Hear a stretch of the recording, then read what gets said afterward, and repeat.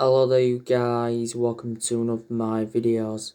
Going to be giving you my starting 11 prediction for our game against Roma in the Europa League semi-final first leg at Old Trafford. So, in goal, I'm going to go with David De Gea. He usually goes in goal, doesn't he, for the Europa League games. He was obviously in goal for the game against Granada.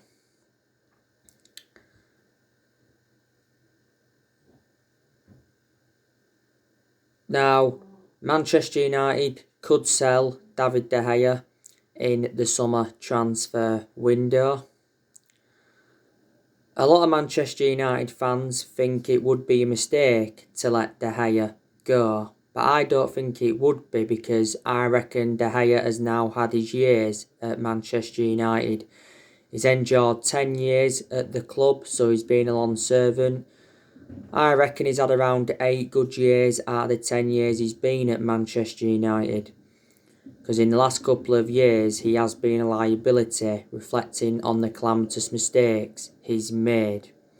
But a few years ago he was regarded as the best goalkeeper in the world. He's won everything domestically at the football club, and he's made over 500 appearances for Manchester United in all competitions. Now, De Gea has like 2 years left on his current contract, and he's on £375,000 a week. Now, earlier on this season, it did mention that David De Gea had made his transfer decision. It said he's preparing to leave Manchester United, and it said we were set to pay off his huge contract. Now, it said we'd set our price for De Gea, it's £50 million. There's been a few clubs that have expressed their interest in him. I said there's a very good chance he'll go back to Spain. Main explanations is because he was born in Spain, his relatives are from Spain, his girlfriend's from Spain. He began his footballing career in Spain, and back in 2015 he was close to joining Real Madrid, but due to a fax machine the deal never materialised.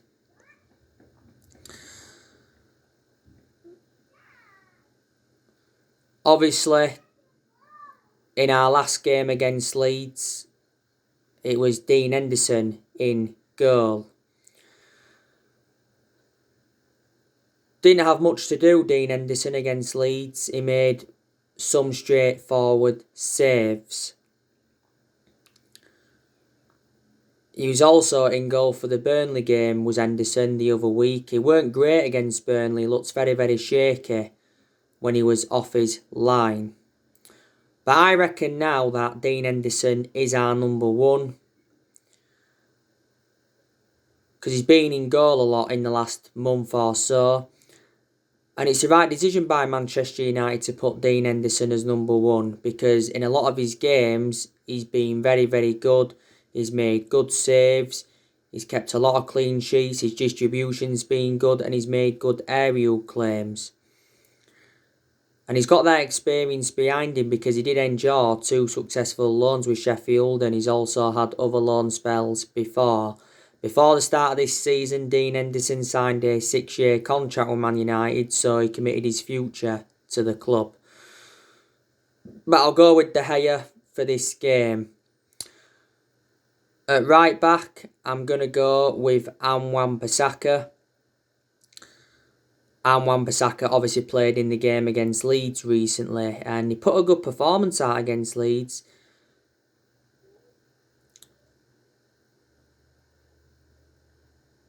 I thought he'd come up well against Jack Harrison. He also created a good chance for Bruno Fernandes against Leeds. And he got forward quite well, and defensively he was good. This has been Wan-Bissaka's second full season at Manchester United. We got him in a deal worth £50 million from Crystal Palace in the summer of 2019. Wan-Bissaka just needs to show more attacking intent. He does in some games, but he's got to do it persistently. Now, the two centre-halves, I'm going to go with Eric Bailly and Harry Maguire. Now, we had the good news regarding Eric Bailly yesterday. It was confirmed that Eric Bailly signed a new contract with Manchester United until 2024. There's an option of a further year.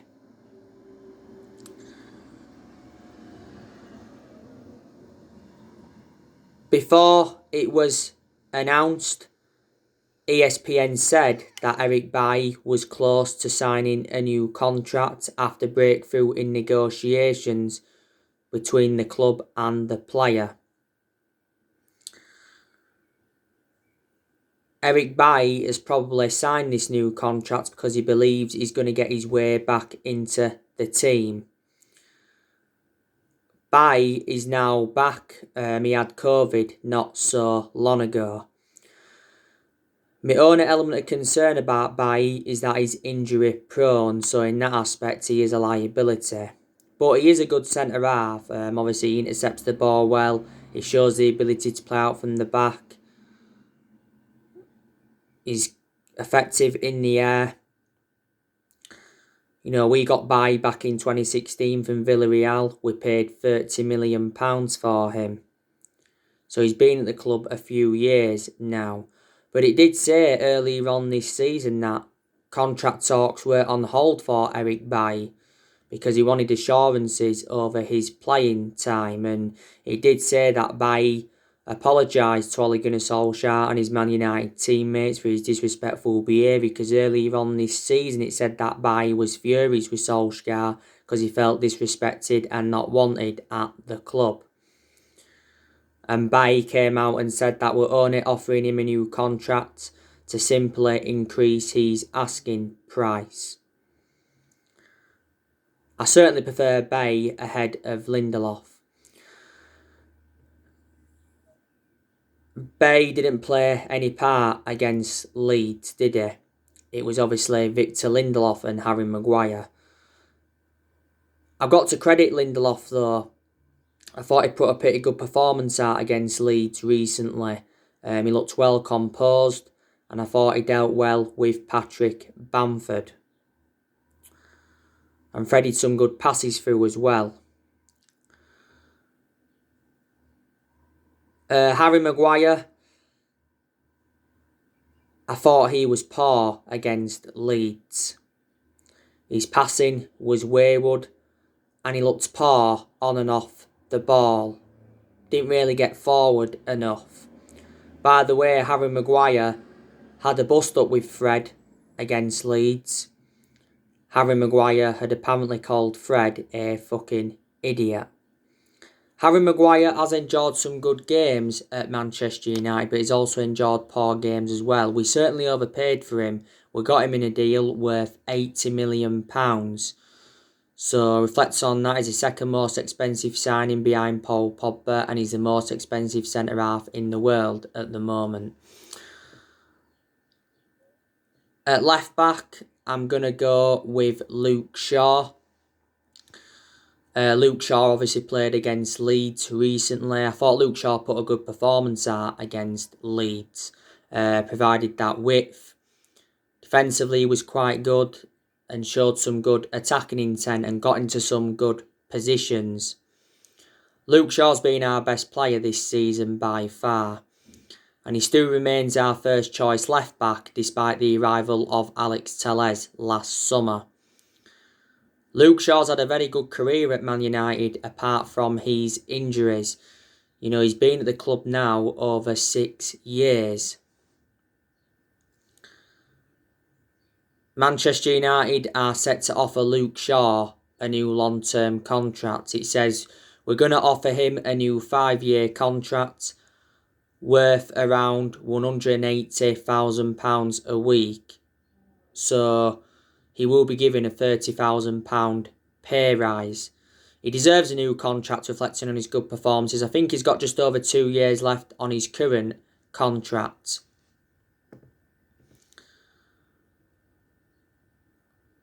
Now, in the midfield, I'm going to go with Paul Pogba and Fred. Paul Pogba didn't start against Leeds, but obviously he did come on in the second half. And to be fair, made an impact when he came on.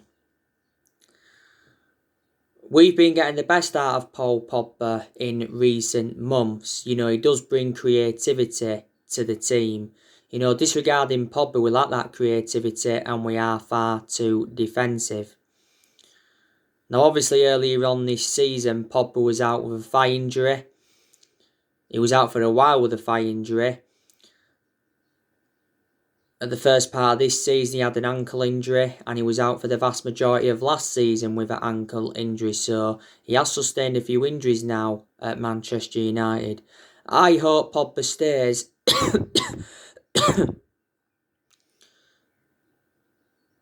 past the summer. But he could still leave Man United in the summer transfer window. He has had a long-running transfer saga. He's been relentlessly linked with a move to Real Madrid. PSG have been in for him. Barcelona have been in for him. And his former club Juventus have been in for him. Paul Pogba did endure 4 good years with Juventus before he rejoined Manchester United. So I said there's a good chance he'll go back there.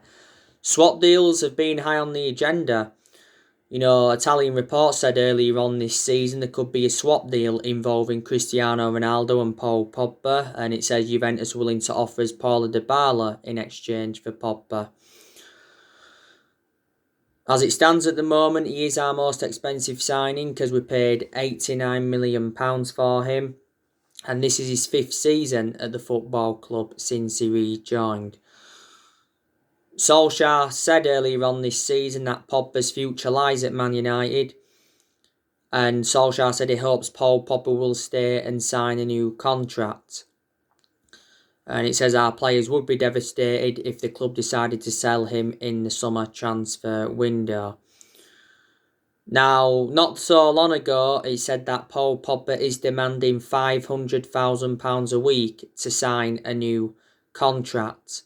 If he was to meet these demands, it'd take his overall earnings to £800,000 a week, nearly.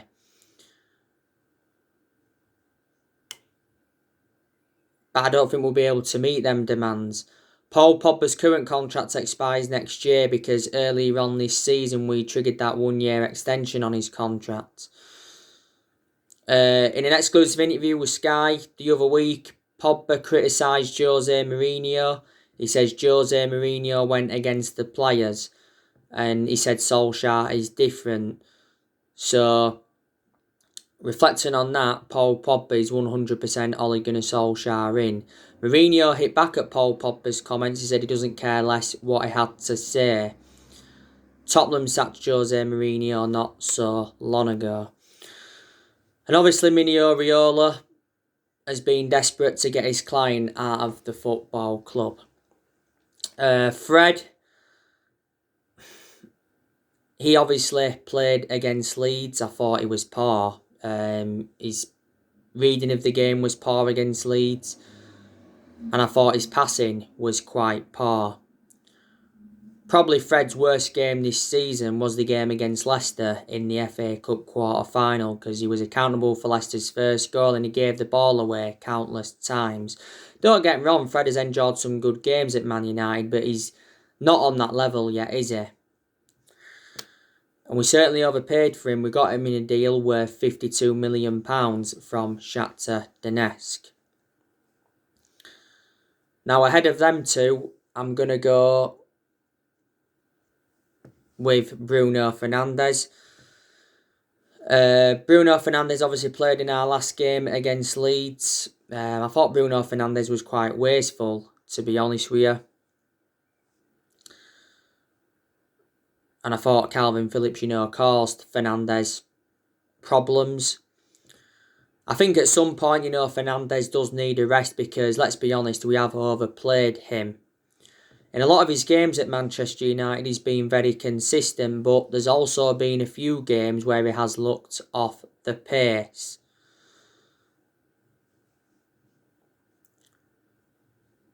Now, it's recently said that Bruno Fernandes will sign a new contract at Manchester United and stay at the club, but only if Paul Pogba does. So Paul Pogba's key to Bruno Fernandes signing this new contract because there was reports coming out earlier on this season saying that Bruno Fernandes was refusing to sign a new contract until he has assurances over the club's transfer plans. Fernandes' current contract expires in 2025. There's an option to extend for a further 12 months. We initially paid £47 million for him, but the overall cost with add-ons is just over £67 million. He's been at the club now over a year, and Fernandes has won Player of the Month quite a few times, reflecting on his good performances. You've got to say, he is our best player, and he's the best signing we have made since Ferguson retired.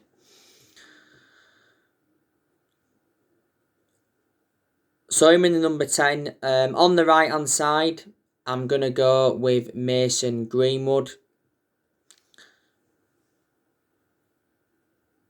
I think Mason Greenwood's done very, very well in a lot of his games since he broke into our first team squad. Greenwood made his senior debut in 2019. He's been a United player since the age of 7, so he's been part of the club now for a long time. And earlier on this season, he signed a new 4-year contract with Manchester United.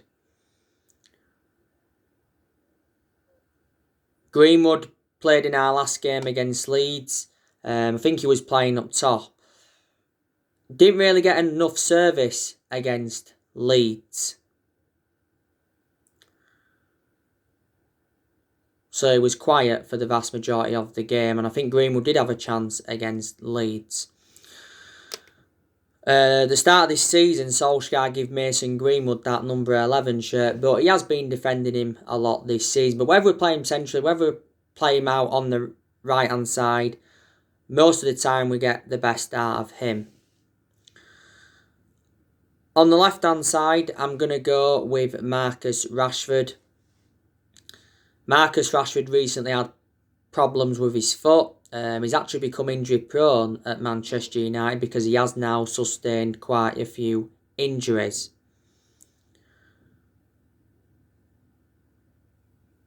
Rashford obviously played in our last game against Leeds. Showed good movement and skills at times, but I've known him play better. He had a couple of chances against Leeds. He had a great chance from a free kick that produced a good save from Medjugorje. We need to keep Marcus Rashford out wide on the left because that's where I think he's more effective. And up top, I'm going to go with Edinson Cavani. Cavani didn't start against Leeds, but he did come on. Paul Scholes did actually say he's surprised that Cavani and Pogba didn't start against Leeds because I thought they would have done. I think Solskjaer got it wrong against Leeds.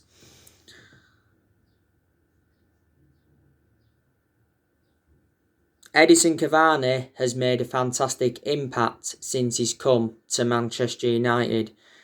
In a lot of his games, his hold-up play has been good. He's created chances. His movement in and around the box has been good. And he's scored good goals.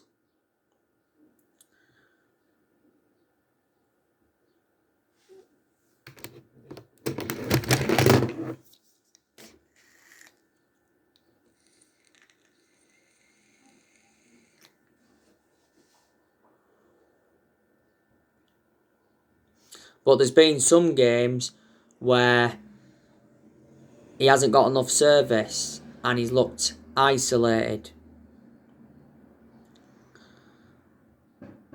Ole Gunnar Solskjaer recently said, by the way, that Cavani's future has not been 100% decided. Now, it recently said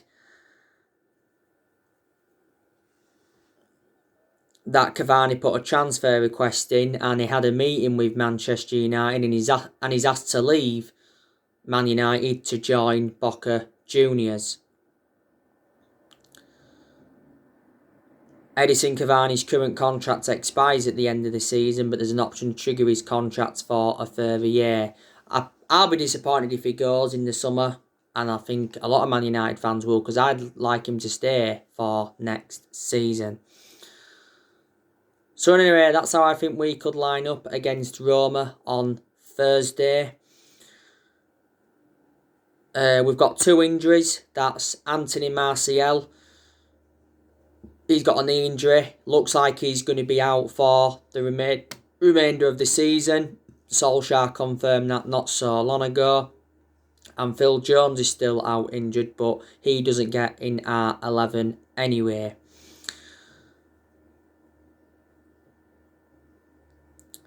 It will be a tough game though against Roma. It's our 5th semi-final under Ole Gunnar Solskjaer. This will be the 7th time we'd have played Roma, and it's the first meeting between Manchester United and Roma for 13 years. We played Roma in the Champions League quarter-final back in the 2006-07 season. We're beating them at Old Trafford 7-1. We played Roma in the Champions Cup back in 2014. I think we beat them 3-2.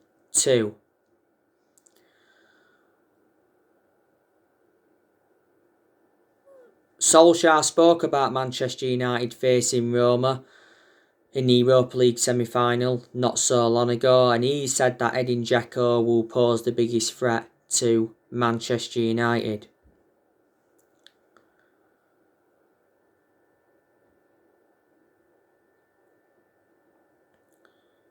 We've got a very, very good chance of winning the Europa League.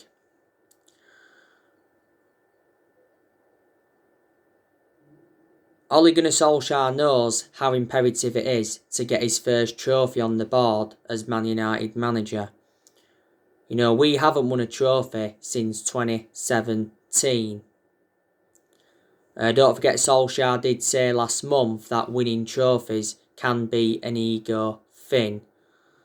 He said that in regards to some other managers and some other clubs. And he just basically said, you know, clubs like Man United, trophies no longer prove success. I presume a lot of United fans and that, and,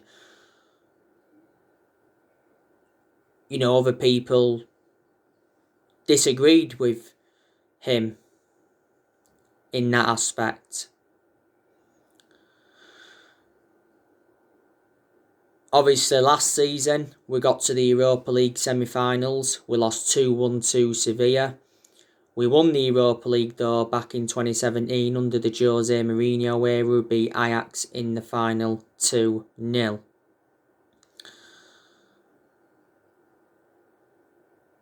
We'll be the favourites to beat Roma over the 2 legs. You know, Roma aren't great, are they? You know, they're sitting 7th in Serie A. They're winless in the last 4 games.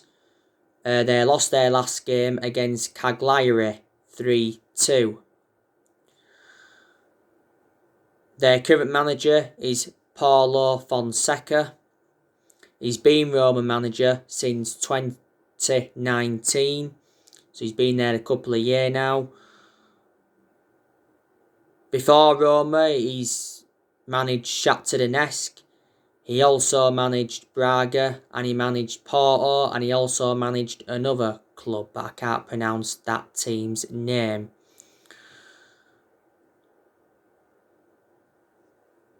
Obviously, Roma have got Henrik Mkhitaryan.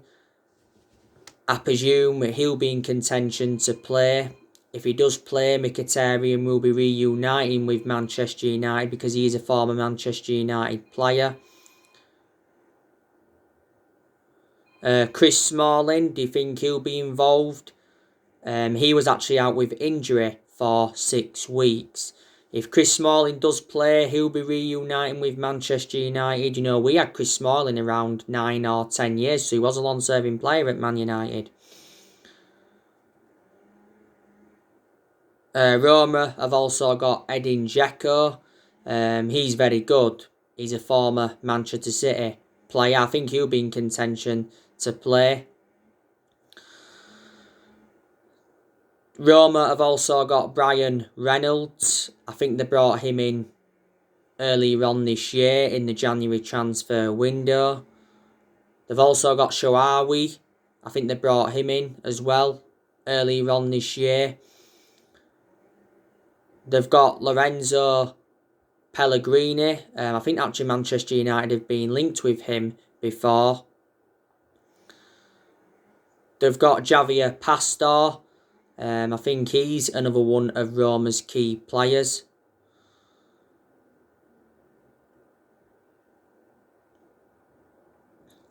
They've got Pedro and Pedro Rodriguez. I think actually Rodriguez is out with injury at the moment for Roma. Mancini is suspended for them. So there you go. But yeah, we're coming into this game on the back of a 0-0 draw against Leeds. And got to say, it was a poor performance by Manchester United. But I thought in general it was a very, very poor game. You know, there wasn't many chances really, was there? But from a Leeds United perspective, they'd have been very, very delighted with that 0-0 draw. You know, I was expecting Manchester United to win that game. One of the biggest talking points of the game was, you know, Luke Shaw's handball. A lot of people think that, you know, Leeds United should have had a penalty.